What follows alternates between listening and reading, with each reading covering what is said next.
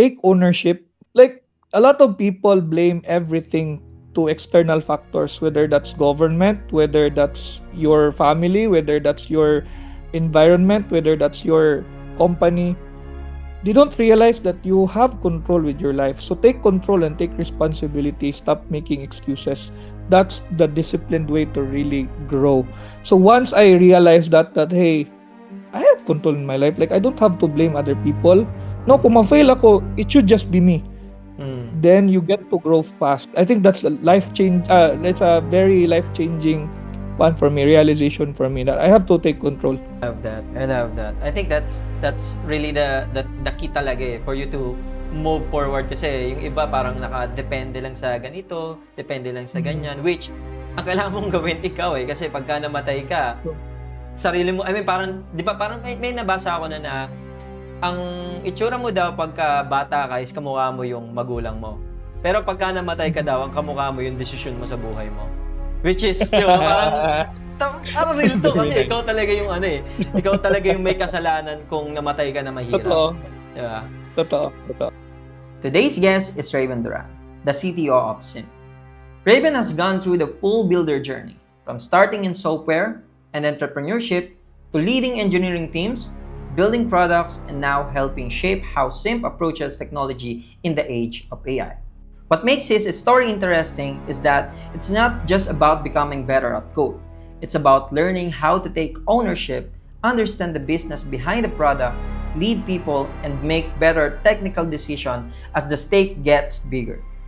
In this episode, we talk about his journey from engineer to CTO, the realities of building and leading software teams, and how AI changing the way developers work without removing the need for strong human judgment. And this is Raven Duran. Hello, Raven. Thank you for being here and welcome to the podcast. Thank you, Rod, for inviting. Yeah. Sure. And also, thank you for accepting my invite. I know you're very busy and nag-give time ka pa rin para maging guest dito sa podcast ko. Of course. You had a very interesting community, so this should be a good discussion. Okay, cool.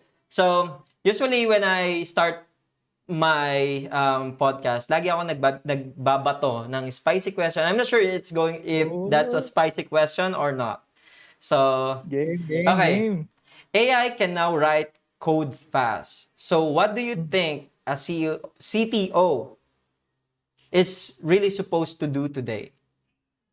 Hmm. That's a very interesting question. No? I mean, we're asking for the role of the CTO, and CTO's role has has never been always 100% on the coding aspect. Eh.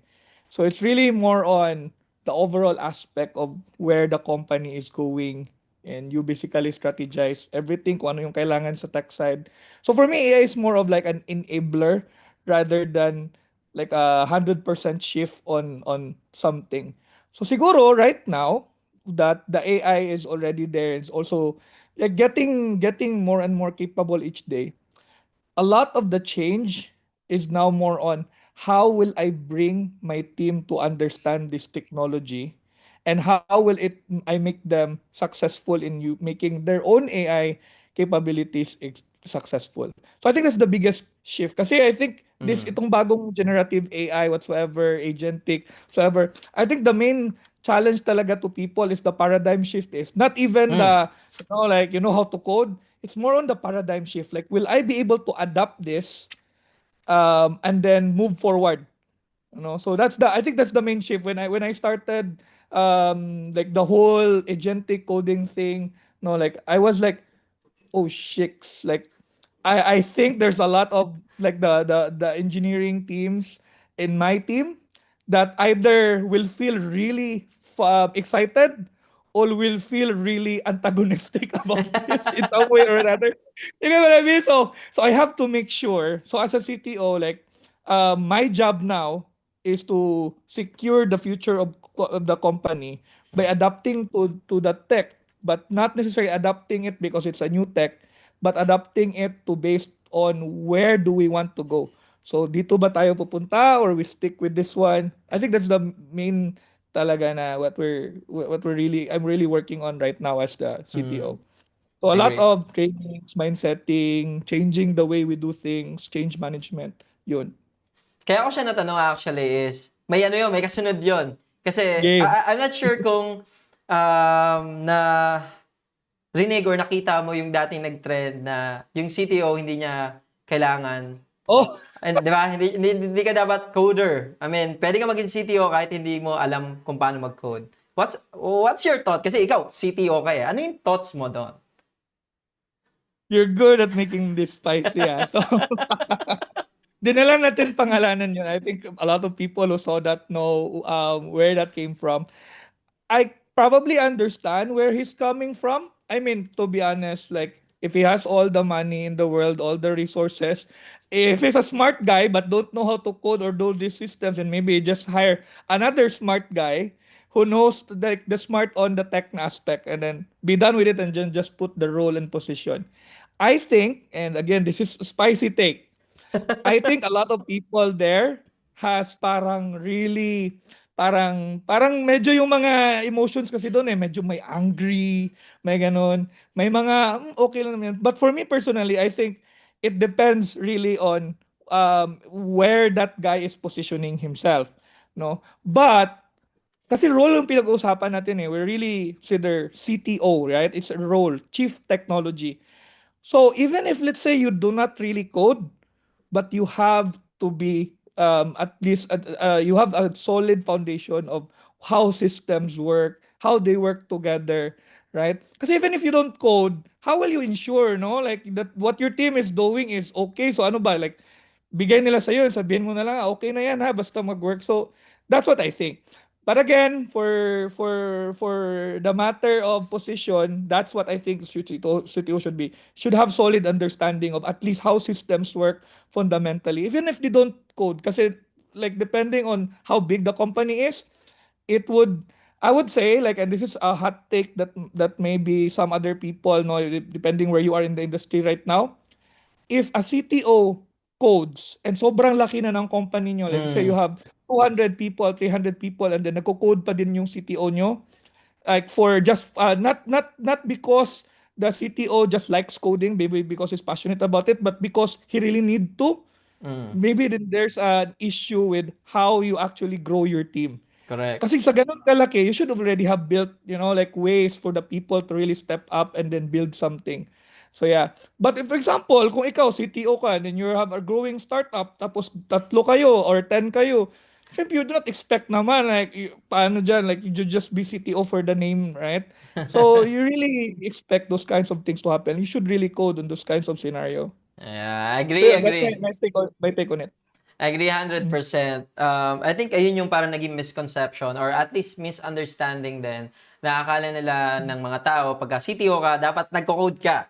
Pero in Mm. reality, pagka CTO ka, dapat medyo less ka na kasi nandoon ka na sa higher level eh. Kumbaga, ang Mm. pinapatakbo mo na yung as a whole tech team, no, sa para dun sa Correct. business.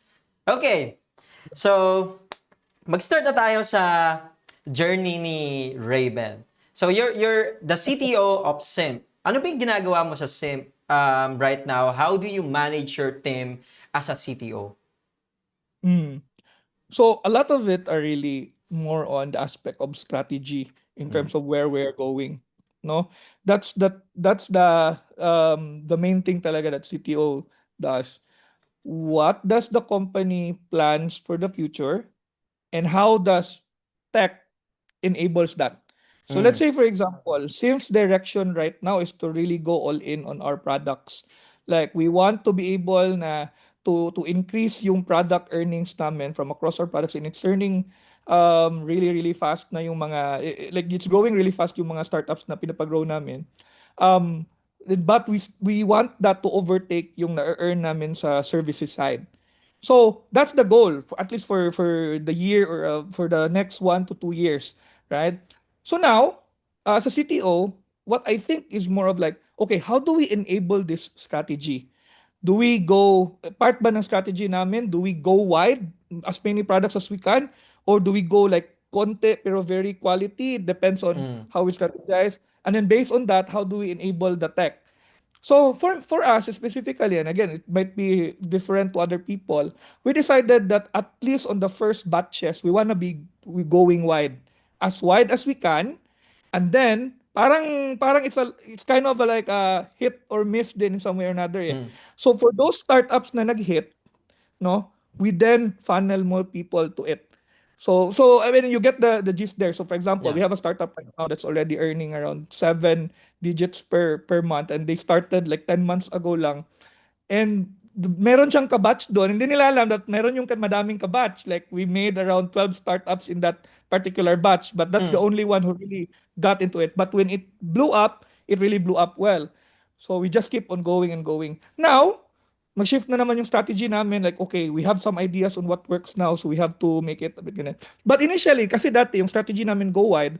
So now, tanong sa akin as a CTO, how do we enable that? Like, we have this team, like, yes, we're around 100 people already in the company. How do we enable that? So kaya nag-start yung shinare ko doon sa Open Flow Meetup natin na, Mm. okay, we have to make some ways so that easier sa kanila. So, okay, yung mga engineering heads namin, I told them like, hey, can we build a platform? Like, let's discuss how we're gonna do a platform engineer stuff na dapat ayoko na like when you try to build a new project, ayoko mag from scratch kayo. Even Mm. yes, meron kayong template dyan sa GitHub. I don't want that.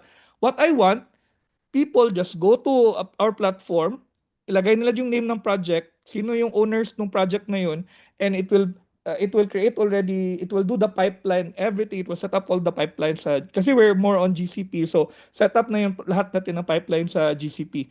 Para when they start, they focus kaagad sa, so, ganun nag-start, and then evolve.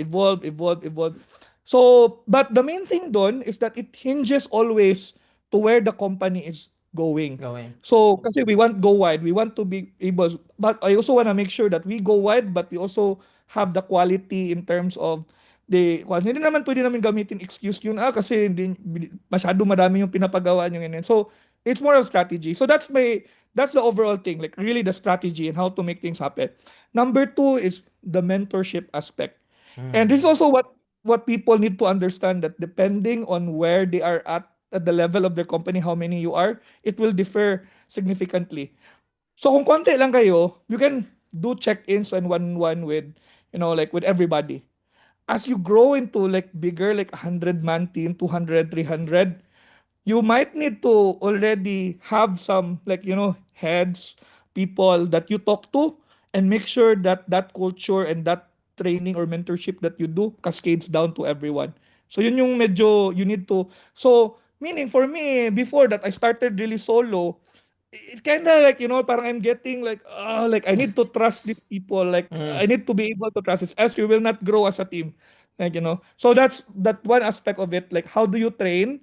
Kasi pag hindi mo sila ma-train, you're always gonna be the one to be, like, ikaw din at the end of the day yung Gagawa. magagawa nun. And the third one is hiring, and hiring well. Mm. So, very important for me kasi ganito, A players wants to work with A players.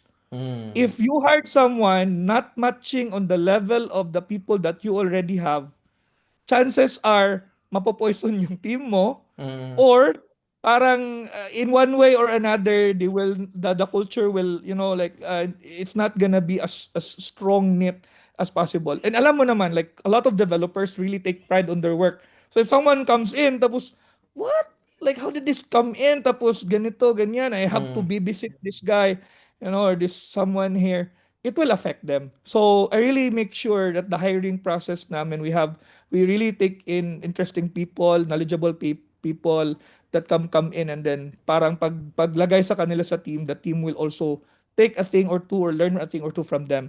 So that's one of the key thing din sa CTO, like hiring the right people. And then the rest are more on like, like pag may hindi talaga nila ma-resolve na issue dyan, you come in. And sometimes then, to be honest, it's also like the face of the company when you go to big events, and when you also talk to larger corporations in industry. So for me, I really have to position myself well when I go there kasi binibring ko yung whole company. So it's a Mm. different thing altogether when you're just like parang you don't have any position at all to speak. So medyo ganyan. So I think that's how it looks like. It's more on strategy, mentorship, how you handle the team, where you're going, adapting, yan. So, so na-mention mo kanina yung strategy part. So sa strategy part, how do you make sure na yung team mo is aligned sa Mm, sa goal ng ano mo, company mm. or projects or whatsoever? How do you make sure that? So, so we have two things. So, I mean, culturally sa SIMF, we're very transparent, and we're also very, like, we merit people for speaking up. Like, Mm.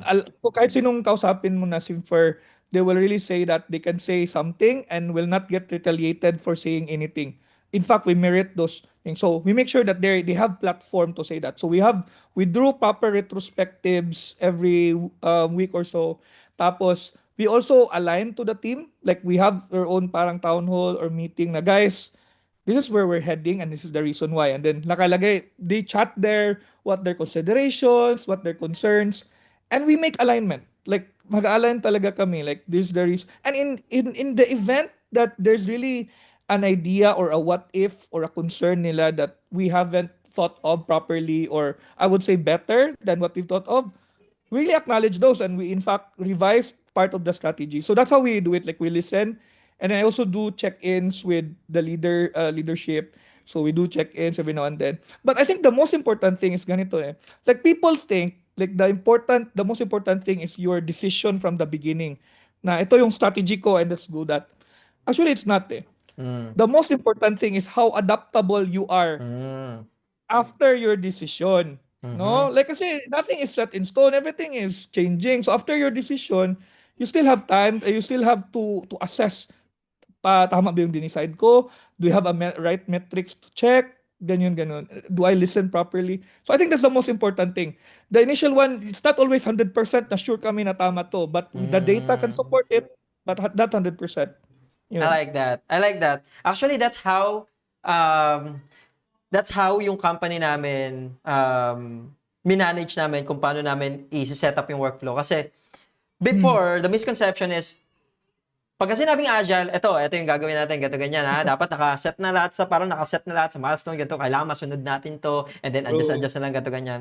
And then, after 6 months or something, napansin namin, parang nagkaroon kami ng burden, or, mas napatig kami doon sa ganung process na Mm. hinahabol namin ganito, nagkakaroon kami ng mas maraming pang mga backlogs and so on. And then we changed the strategy in a way na pre-flow. Na tipong we upgrade as we go. We Yeah. update the workflow as we go. Kasi sa retrospective, yun yung important eh. And one thing Mm. that I do really like with the same sa company namin is the Mm. speaking up ng mga members. Kasi marami, hindi man natin alam yung iba, no? Pero marami dyan na takot magsalita. It's because the culture of the company na bawal ka makapagsalita ng masama. Kung hindi, bababa yung ano mo. Yung, True. di ba? Yung, You get retaliated or ah, something. Yeah. agree. That's really cool. I like that. Nice. Dun sa may mentorship, ito medyo, ano ako dito, medyo na curious ako dito sa mentorship. Since you mentioned kanina na meron kayong 300 employees or tama ba? No, 100. 100 100. employees. Sa 100 employees na yun, it's really hard to manage people na ganun kadami. Ngayon, when you say mentorship, paano nyo siya minamanage yung mentorship nyo? Do you hire someone ba or paano nyo siya ginagawa?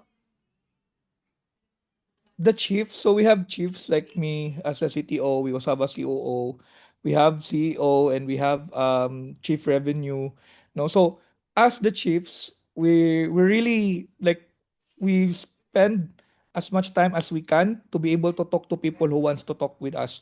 So we don't have, that's one of the things right now. And I would even say yes, it's very time costly, but at the same time, all of the people that we have, we really value them. So if they really want to talk with us, then we just set a schedule as long as may bacon dyan. Mm. Boom, let's go. So we don't have, that's something that we don't have like that. We don't arbiter by an HR. Mm. We don't do that. Like, we really like have this case now, okay, talk to us. So actually what we usually do is that they talk to their talent manager first, or their project manager, if they you Mm. have something like project scope related lang na concern. no? Like, hey guys, I'm getting parang burnout dito, ganyan, this is their strategy. Then chances are, most of the time, resolve naman yun ng project manager kasi during production meeting, they ask additional resource, need ganyan, ganyan, ganyan. Now, if there's something related to more to their career trajectory, kasi madami din sa amin internally nag-career shift eh. Like, for example, someone is a developer before, full stack, and then decided na really she really wants to do more marketing. Like kasi she's into more of like the advanced, not advanced, like modern way of doing marketing no right now sa TikTok, etc., etc. So that's what she wants to focus on. And then okay, let's create a plan for you how you can do that. And then so gusto niyang makausap yung chiefs. So we spend time. So we're like that right now. We don't have Mm. an HR that I'll arbiter if they want to talk to someone. Just talk to them. May calendar naman sa whole team, so Mm. they just add to the calendar invite for speaking out or may idea sila whatsoever. Yeah, and I think that's manageable pa right now. 100, but I would even say like just to be very honest, it's taking already a lot of time. So that's maybe Mm. something okay. We need to figure out how still to be very efficient with our time, but also making sure that the people feel that they're heard The and herd. have this opportunity to talk. So yeah, I so it's agree. not something like perfect. I just saying that that's what we're doing pa right now. Mm. So, kumbaga, open yung mga higher ups to do Correct. mentorship sa lower nila, which is really good. Nice. I Mhm. love that. Ngayon, syempre, we already know, Raven, how you manage your team, how you do as a CTO in Simp. Right now, ito yung mga madalas na gusto talagang nalalaman ng mga tao. Hindi lang ako, but also yung mga possible mga viewers natin na paano mo ba na-meet? Or ano ba yung dating Raven bago ka maging Oh. Raven na CTO? So I started really really early, like around 14 years old. And Mm. the main reason lang, gusto ko makapagpera online. And dati, I don't know if you guys familiar with Digital Point Forum, Symbianize, whatsoever. I tried to find clients there, and one of the parang madali lang back then was supposedly, sa Symbianize yun, was the Friendster na pa-customize. I don't know if you've tried Friendster before. Yeah. So doon ako na-start na okay, I have to learn how to Ah. tweak nito, mga embed nito sa Friendster. Hanggang nag-evolve siya kasi some people has their platform on Blogspot and then naging WordPress. Mm. And then naging, oh, I actually want to learn itong mag-make na talaga ng apps na ganun. So nag-evolve siya. So I started really, really early. So I had a lot of like failures back and forth, ganyan. In terms of failures, in terms of like, nag-try ako ng product na to, like very, very, very early back then.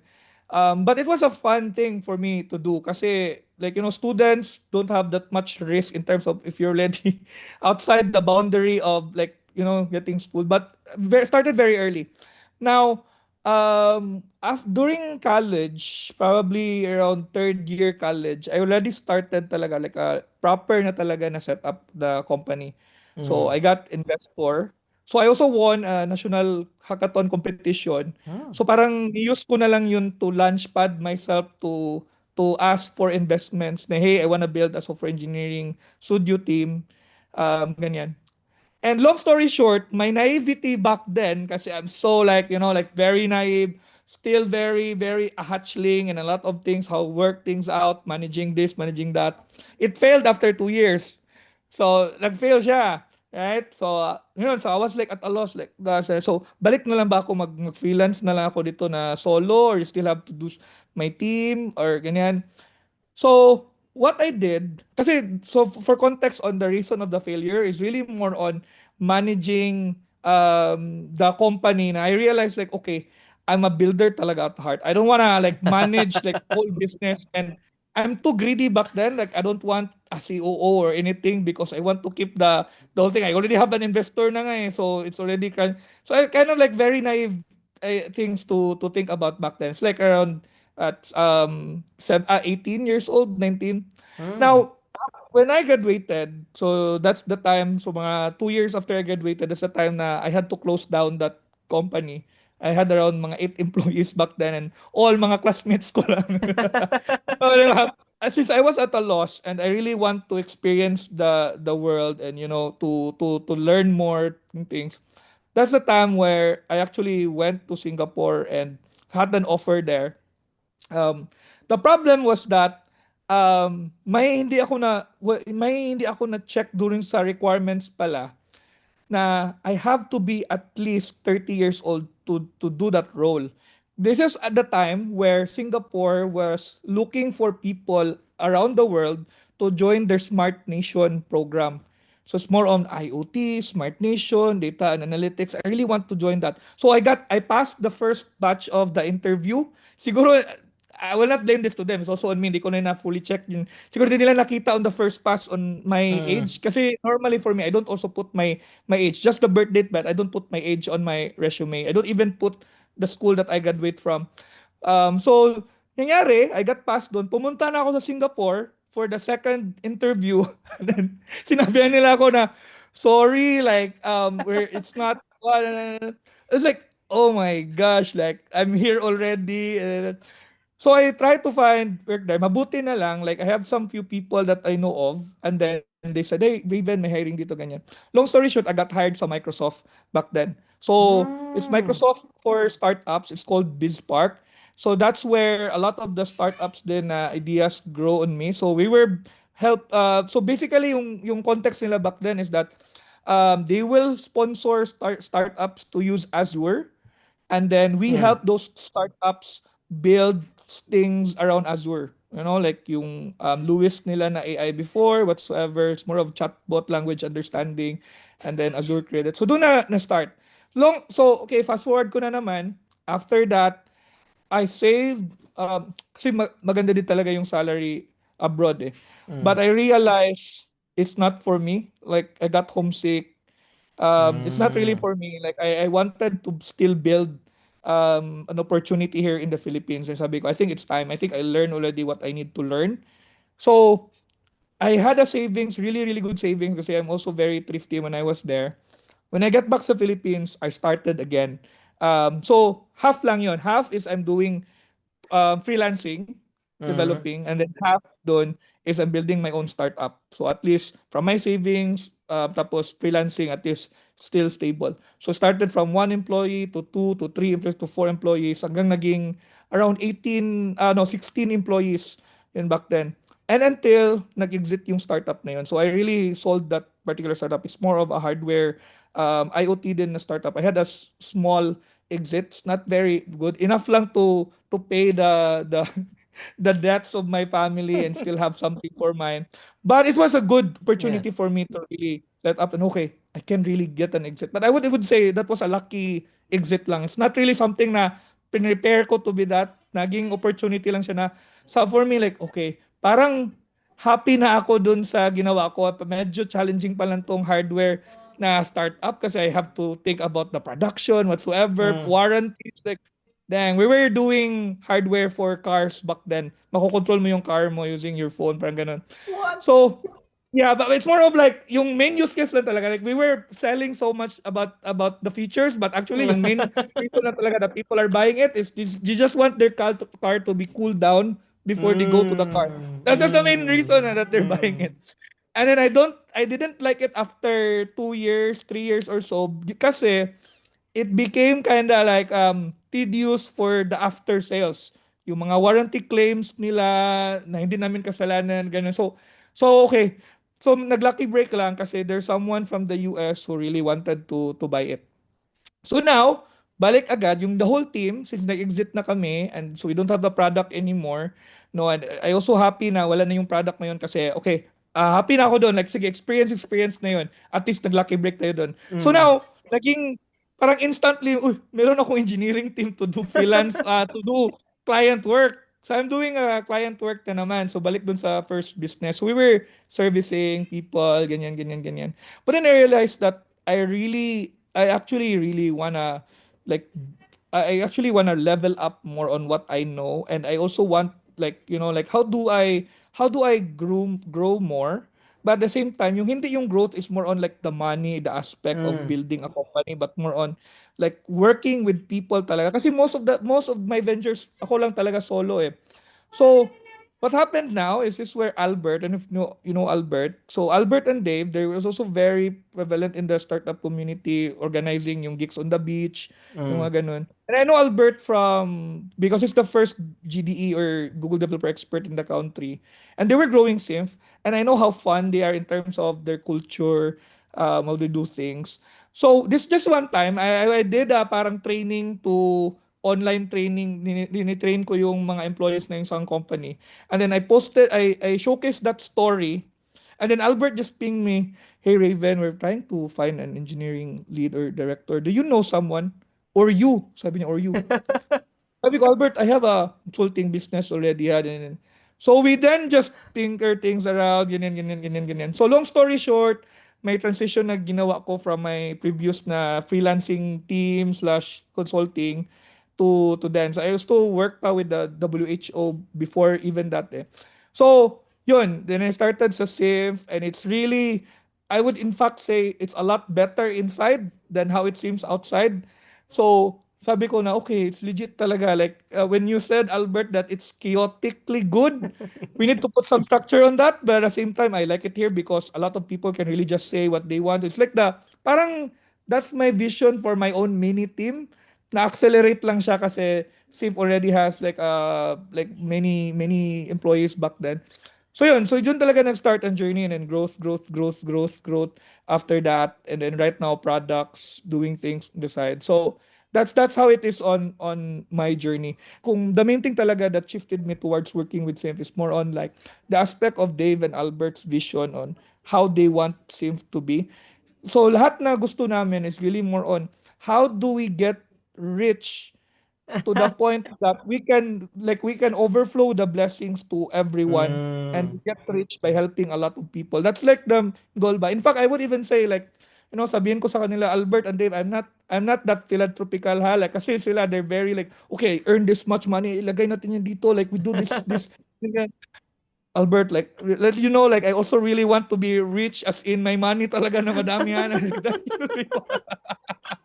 I think that's a Ayun goal yung naman eh, di idea. ba? Naman. Oo, so I mean, okay, ano sabi nila, same goal lang yan, ikaw na bahala kung ano, basta ito yung gusto namin sa team. So they're very artistic. Even Dave's wife is an owner of a really big non-profit organization in Cebu. They're helping a lot of women give birth for free, and then Mm. so they have those kinds of services. So they're really really cool guys. So it's more of like now aligning on, I work every day knowing that we wanna really build an impact, and it's just not for saying ba. So yun, that's really the history, parang Of compressed Raven na history. Duran. What a Yeah, I hope legacy. you guys can get something out of to, no, like I mean, if you there's a, failed your first times, like like just try and push. Mm-mm. yeah, there's a lot. Actually, I mean, I'm turning 30 na tapos di ko pa rin na meet yung mga ganyang klaseng achievement. And I'm amazed na 18 years old ka pa lang, but you already have the confidence na mag-try na agad abroad, Singapore. Di ba? I Ah, no, mean, no, no, no, shortcut what? yun. So 20 yun, 20 years old. That's 20 20. years old. It's still, Yeah. di ba? It's still, that's still early, di ba? Di naman lahat ng tao may ganung klaseng confidence. Paano mo ba siya nabuo na tipong, paano pumasok sa utak mo na ayoko maging parang worker lang. Gusto ko ng something different na mas mataas, no? Kasi the reason why you do abroad is because gusto mo na mas higher level, I assume. Mm. So ano ba yung Correct, parang correct. nagtulak sa'yo, or at least parang ano sa mind mo na, ito yung gusto ko. At saka ano yung kailangan? Ano ba yung kailangan kung gusto mong gawin yon? So for me, what really pushed me to want to be there is, number one is that I felt that time that I'm still too naive. Like, if I'm gonna stay here in my hometown, there's a lot of Mm. things that I will miss. If I go naman to Manila, I also already usually go there already back and forth. So I think I already know some things that need to be learned here. So I really want to see the first world country because it can give me an idea on what to build on a third world country or growing country like the Philippines. So that's the first thing. The second thing is, it also gives me an option to start fresh. Kasi nga, I failed my first, Mm. stint. And it's okay, I can start fresh here. I can be low key, I can start fresh and just siphon all the. I really want to be in the place that I'm not the smartest. I always want that kind. Even right now, I always join groups and setups where I'm not the smartest in the room. I'm not the or the most knowledgeable in this particular area, whether it's in sports, it's in business, it's board game, whatsoever. Because like you get all things to gain Like you learn a lot from those setup. So that's really the main Mm. thing talaga. Now your question on how to be like that, like parang fearless on pushing. Yeah. I would say it's more of like I'm not saying that I'm fearless back then. I was just saying that I was probably lucky na natay ah, siguro that's a disservice. I'm just gonna call it lucky, but I would still say it's lucky because it was at the right timing, at the right time. They had that an open role, fits my position, ganun. But it's also some another thing din kasi. Number one is you miss 100% of the chance you don't take. Yes. Really Agree. the risk factor. I think a lot of the opportunities I had was more on I risk. Like I Mm. did a somewhat calculated risk, but it's not super calculated. Alam ko talaga na mangyari to. There's still unknowns, but I still jumped anyways. Kasi yung sa mindset ko, what can be the worst case scenario? Mm. If I don't get hired there, I still can go back to the Philippines and I'm pretty sure I can still get hired here. So Mm. I'm going back to just the default, right? So that's Mm. really my mentality back then. Like what can be the worst case scenario? So that's really the point. And yun lang na lucky break. So they had a position open for my specific skill set and experience. I passed the things and it worked. I think some people are getting paralyzed lang talaga on like overthinking a lot of things. I think that's the main thing. They're paralyzed Yeah. on that. Yeah. Yeah. But I Agree. realized but after 5 years, like, oh shit, if I really think about it, that was a lucky, that was a lucky break. Yeah. I think that's what that's what other people's are lacking talaga eh. Yung risk and yung overthinking talaga na parang hindi ko kaya to or baka mag-fail ako. Parang ganun kasi yung usually na nagiging blockers sa karamihan na especially Mm. if they wanted to take some certain level ng position. Let's go Mm. back lang muna dun sa startup naman na mga binild mo, Raven. So, ngayon, maraming startup na nagbe-build right now, up until Yeah. now, no? But, karamihan ng mga startup is nagfe-fail lang. Mm. Ngayon, since ikaw you have already an experience working with a startup, investors, and so on, ano ba yung kailangan mo talagang dapat malaman when you are building your own startup? Or even if kukuha ka rin ng investor, ano ba yung kailangan mo malaman sa mga ganong klaseng bagay? So before the investor thing, no, I think the primary ganito, the nice thing about all this agentic vibe coding Mm. shiz is really it it slaps people in the face to make them understand na hey, coding and app is not really the end goal. Correct. If wala kang users, if there's really no problem that's itching a lot of people with what you're solving, even if how good or how best or how great how excellently architected yung setup mo, you will get slapped by the reality. So that's really what I tell people. Do not fall in love with the product. Fall in love with the problem. That's really the main thing. Mm. So that's why sa SIMP we have this parang strategy that a principle that we're always telling to everyone na start with who. So I think you've read the book probably na yung Start with Why. On us, we wanted to start with who. Kasi started who meaning they go to people, they talk to them even without a product yet. Like they just talk to them, maybe people close to you in your circle, whatsoever, and then try to find opportunities in terms of like ano yung masakit sa kanila that they're willing Mm. to pay for. And chances are, even if you haven't built something, sabihin mo lang sa kanila, what if magbayad ka sa akin ng ganito? Will you be willing to pay for it? Tapos bigay ko sa'yo to. And chances are they will really pay you for it. Now the question na lang Dayan is how many of that people can you find, Mm. right? So that's where the marketing, that aspect can come in. So for example, like one of the things that my team is currently building right now, na they haven't finished building that yet, but they already got the client, and then we finished building it after a few days. Of course, it's an MVP version. um is like for courts management, like usong-uso yung mga pickleball, mga ganun karon na court. Ah. So they even didn't want to really pitch the product. They just asked the owner, "Hey, like paano nyo ba ni reserve yung paano nyo ba ni how does people do reservation ba here? May online ba kayo? May ganyan ganyan." Okay. Madali lang ba sa inyo ngayon? So it's like talking lang talaga to people, talking. Like, what if may ganito? Pero free lang siya sa inyo, pero yung mga members nyo, magbayad lang ng admin fee. Okay, Benson. Then nag-okay sila. Sige, demo namin pagkabukas. Pagka few days na. Damn. Dinemo nila and then boom.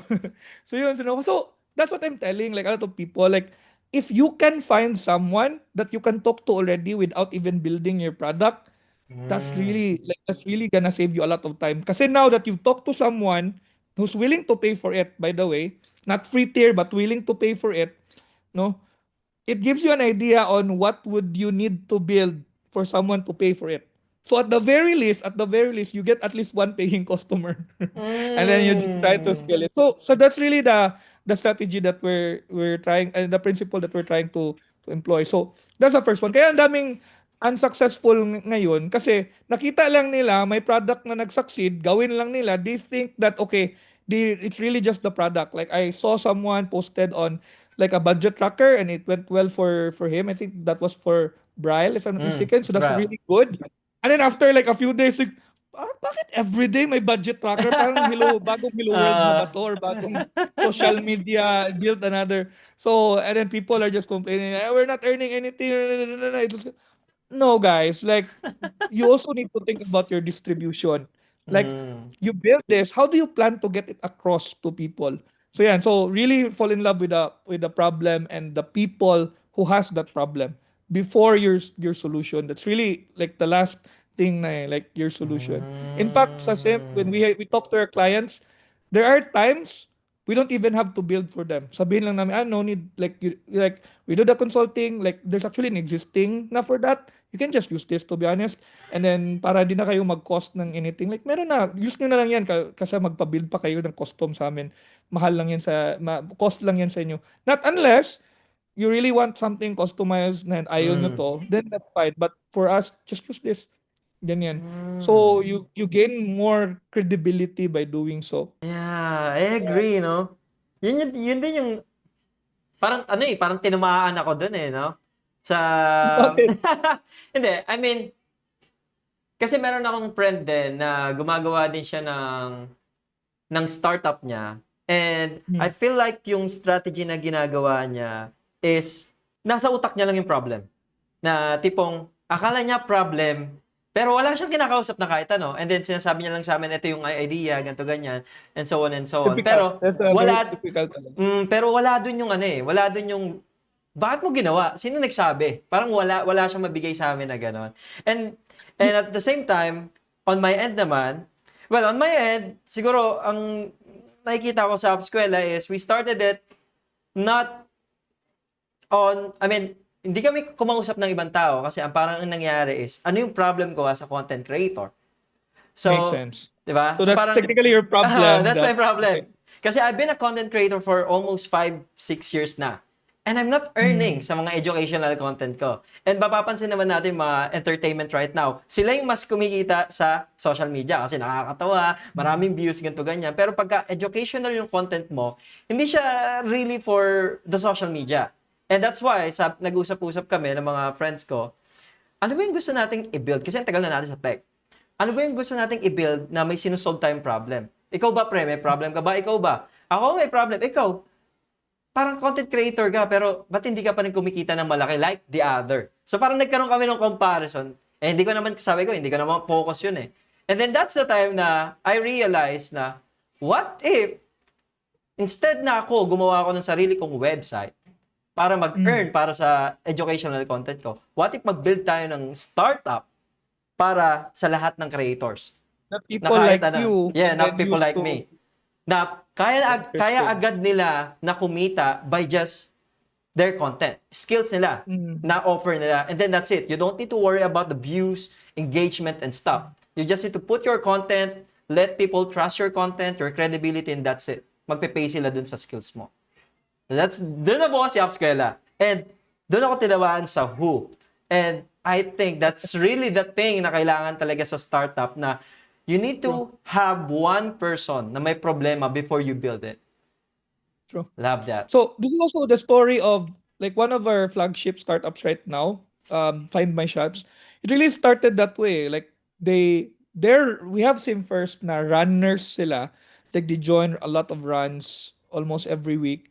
And then yung problem nila is that their own problem and their friends' problem is that masyadong matagal to find their own photos on those events. No?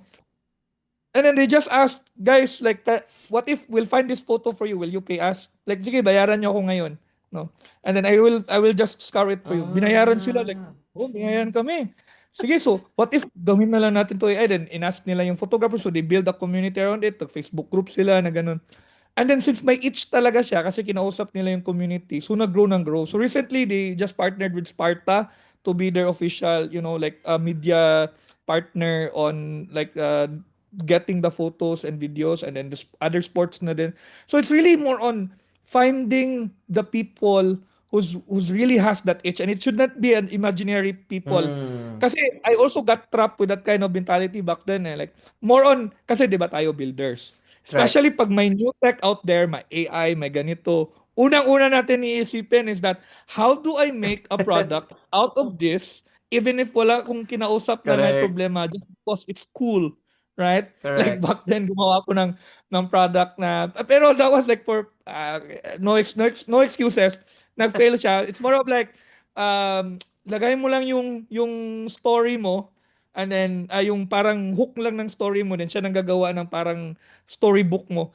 I saw something like that worked in the US, but then question, did I really ask someone to ano? So kahit even me, like nasa shiny, nasisilaw din sa mga shiny things, and then build something around it. Pero that's very typical.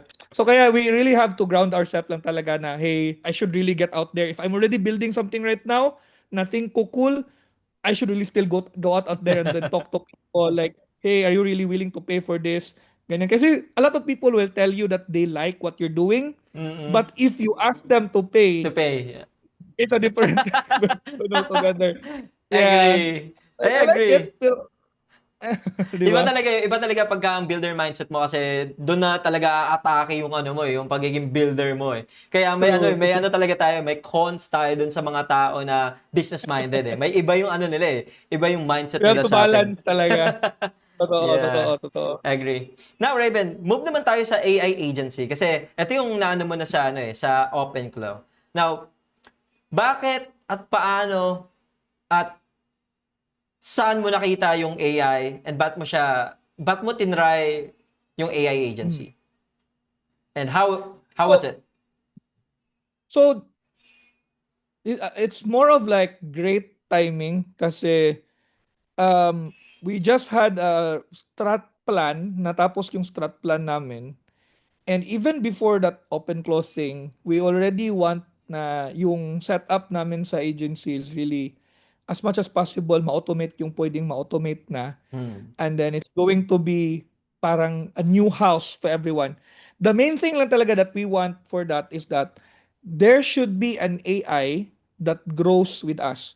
Kasi yung main problem namin dati, everyone has their own AI chats, no? And then they have their own workspace. So, nasa silo yung learnings. It's kind of like yung AI nila, ganito na yung learnings. Yung AI nito, ganito na yung learnings. Parang walang consolidation. So, I mean, the ACS would probably like just pull all their brain MD whatsoever. But, so yun nangyari is that we want to consolidate that. Na meron tayong isang house where the AI is in. Tapos, yung mga user preference nyo, kasi baka ito si Dan, iba yung preference niya sa slides. Ito si G, iba yung preference sa slide. So, we keep that preferences, but yung company natin na preferences, dapat naka-house dito. And yung skills, dapat na-share. Like example, recently we added sa Arya namin, we call it Arya yung AI. I forgot even the name, why that name that way, but may kung ano yan, may meaning yung name niya. So, recently nag-release kami ng post-hug skill, nag-implement ka ng post-hug skill. So right now, they just tell Arya to implement post-hug and it will do a PR for post-hug and then siya na yung magawa ng project sa post-hug kasi may MCP na yung post-hug eh. Mm. And then after that, they can now like it will just surface any issue and then it will even ask if you want me to create solution for this issue. I will create a PR, then double check nila, they will retest it, QA team whatsoever. So just recently. Now that day, it siloed yan sila. Right? Like may Mm. gumawa nito, may gumawa ng ganyan, ganyan, ganyan. So kulang yung organization. So that's really what just we wanted. Wala pa yung open flow. Like we really want to Mm. house everything. Na dapat kung mag-grow yung AI, grow lahat. Di dapat yung Mm. isang dito lang kasi magaling siya. Mm. Dapat mag-grow lahat. Great timing yung OpenClaw. Kasi ako talaga so dito na yung papasok no na magko-code talaga. So, since wala pang gumagawa nun, it's like bleeding edge.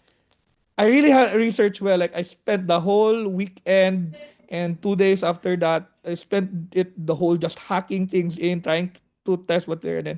Nandun yung OpenClaw. The first thing talaga in my mind, like, oh shit, like, this is so insecure. This is so insecure. Like, do I trust this? And then I said it, okay, I will shift it a bit for now. Like, okay, um, since Simp has like a trust, so we work around it kasi yung Simp kasi has really a kind of we trust you policy.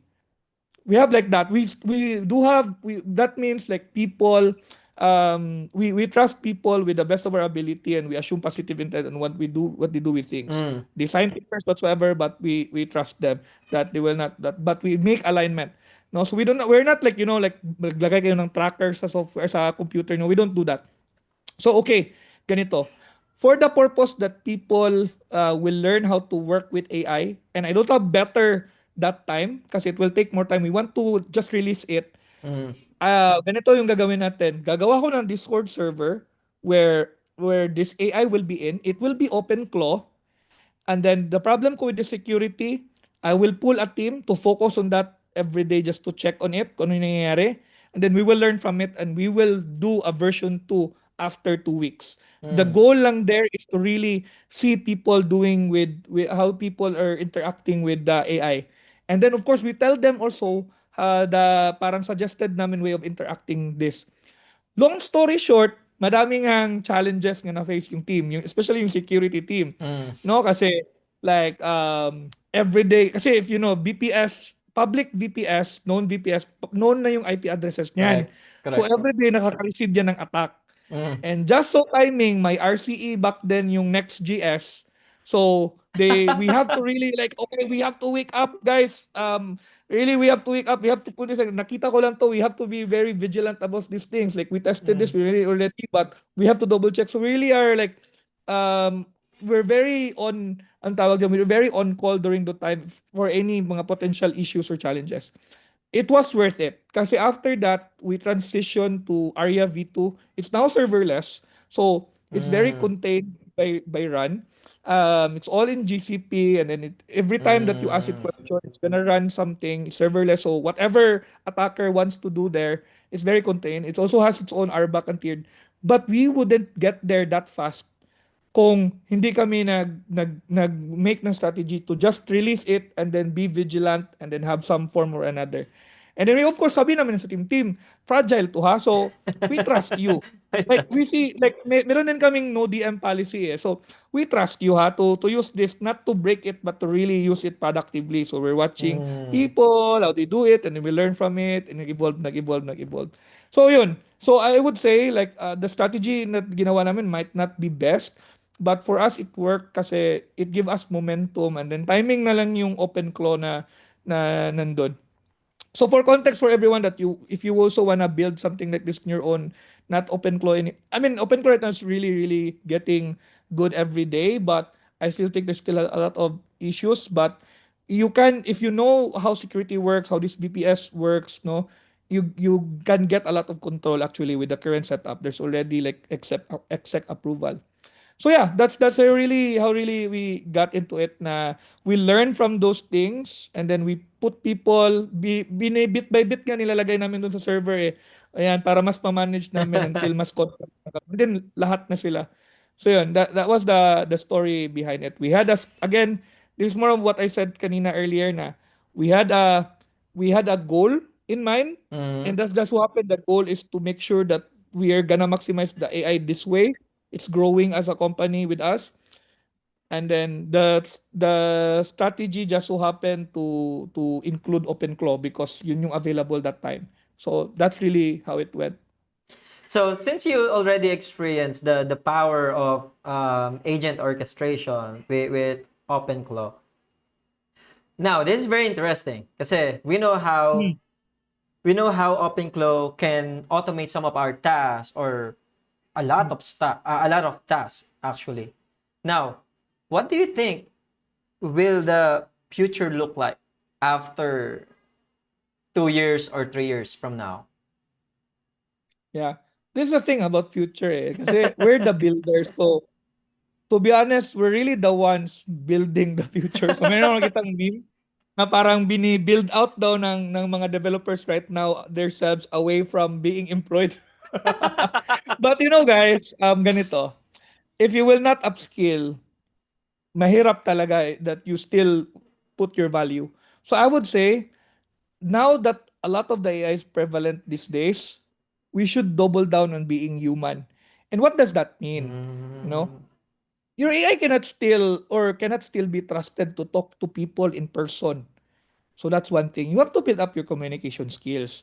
Kasi mm, that's how you can deliver. Yung people build products there, pero wala silang communication skill to even talk to people to sell their product. So how will they be able to do that? Number two, if you're a developer, you can go in a way na okay, you will build your orchestration skill, especially if you have strong foundations. But if you're a junior, I would even say, double down on your foundations more. mm. Ganito kasi yung nangyayari right now. The weird thing right now is that people can already build things even if they don't know how to build those things yet. It was like, oh my gosh, and then a lot of things there parang concerning. Pero here's what you can do if you really want to double down on this field. You can ask naman the AI eh. Like, you can ask how it did that and why it did that. That's just my ask to you. Like, do not like parang okay na lang kung ano yung output ng AI, okay na lang, especially if you don't have the strong foundation yet. So make sure you have a strong foundation. CS50, whatsoever, school mo dyan. Strong foundation, like build systems na foundation. Not necessarily the everything of it, but at least you know how systems work, how coding works, ganyan. You still have to double down on that. Kasi right now, when an AI builds you something that you don't fully know of, di dapat dun mag-stop. Dapat you Mm, ask it why. No, you ask it why it builds that. Why is that the setup? Why is that the architecture? So that's the new way of learning from it. So I think future from now, devs are very multifaceted na. Kumbaga yung full stack dev will be probably be becoming more of like a full stack orchestrator kind of thing, no? Na more and more people will be more business minded in a sense because mm. now they can do that kasi the AI builds stuff for them. I mean, just 1 year ago, this is not how capable this thing is. Like, Correct. keeps hallucinating. Right now, like, as long as you have the right guardrail, no, you have the right system in place, you can really make a successful app out of like agentic coding. Kasi ganito, if you still keep on criticizing it without even using it, that's different.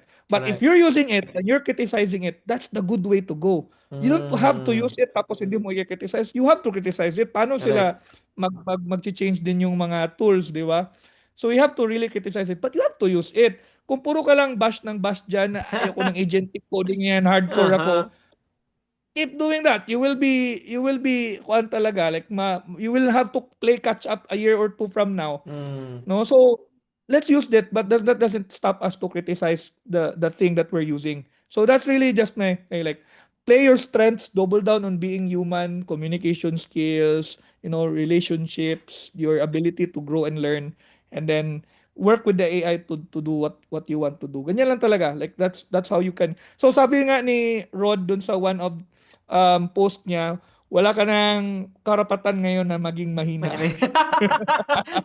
That's true, that's true. Di I think, ba? Di ba? That's uh, true. I truly believe that. may ano tayo Mm. eh. Tingin ko talaga, yung mga tao talaga na may alam sa tech, halos same talaga yung mga ano eh. Halos same talaga yung mga sentiments natin when it comes to AI. Na if you really wanted Mm. to become a software engineer, actually what's funny is, Mm. eto yun eh. May video actually. I'm about to upload it about kung Uh-huh. kailangan mo pa ba mag-code or not. So, Uh-huh. it's funny. I Nice, mean, nice, nice, nice. naka-timing siya and then nagulat ako nung sinabi mo, uy, popost ko pala. Para nice, nice, nice. Pero I agree doon na 100% talaga. It's really you eh. Kalaban mo sarili mo eh. So kung magi-stay ka lang talaga na wala kang alam and very dependent ka sa AI, you're not really that unique in the You're in at the the market. mercy of Uh, whatever the AI spouts. True. agree. This is really good. I mean, I learned a lot of things just talking to you, Raven. And this is just our first time, 'di ba, na Nice mag-usap. to know, But bro. I learned a Mm. lot and I really appreciate the time really na binigay mo dito. So I have only two questions na lang. And one question is, what's one lesson na natutunan mo na nagpabago sa buhay mo? For me, it's really more on take ownership. Mm. Like a lot of people blame everything to external factors, whether that's government, whether that's your family, whether that's your environment, whether that's your company. They don't realize that you have control with your life. So take control and take responsibility. Stop making excuses. That's the disciplined way to really grow. So once I realized that hey, I have control in my life. Like I don't have to blame other people. No, kung Mm. ma-fail ako, it should just be me. Mm. Then you get to grow fast. I think that's a life change. It's a very life changing one for me. Realization for me that I have to take control. So that's my answer to that. I love that. I love that. I think that's really the key talaga eh, for you to move forward kasi yung iba parang nakadepende lang sa ganito, depende lang sa Mm. ganyan, which ang kailangan mong gawin ikaw eh kasi pagka namatay ka, So, sarili mo, I mean parang 'di ba parang may nabasa ako na ang itsura mo daw pagka bata ka is kamukha mo yung magulang mo. Pero pagka namatay ka daw, ang kamukha mo yung desisyon mo sa buhay mo. Which is, 'di ba, parang parang real to Very kasi nice. ikaw talaga yung ano eh, ikaw talaga yung may kasalanan kung namatay ka na mahirap, Totoo. 'di ba? Totoo. Totoo. So, one last question, Raven. Saan ka mafa-follow ng mga viewers natin, if ever? So just search Raven Duran on Facebook or Tech with Raven. I have to make a disciplined. I have to discipline myself like you, Rod. No, I have to keep posting and Yeah. sharing. I always blame myself na wala akong time, but no, again, that's on me. Like you have all the AI everything this day. So guys, just search Tech with Raven. It should be there. Or Raven Duran. Either way works. But I'm very also in a lot of the community events naman. So see you around. Just feel free to hi and then talk to me. Di naman kami nangangagat. Yeah, and fun. Yun lang. Make sure that you guys really follow take risks, but at the same time also, double down on being human in this very crazy AI world. Nice. Napakalupit na advice. Raven, again, thank you so much for accepting my invite and taking time na umupo ng isang oras para lang mag-usap. Kausapin ako about tech. Nakatayo ko nga eh. So, Oo nga, nakatayo. Kita-kita. oo. Okay. All Yeah. right. Thank you so much, Rod. I'll follow you around. You're posting a lot of great content then. Thank you so Mm-mm. much. Really appreciate that.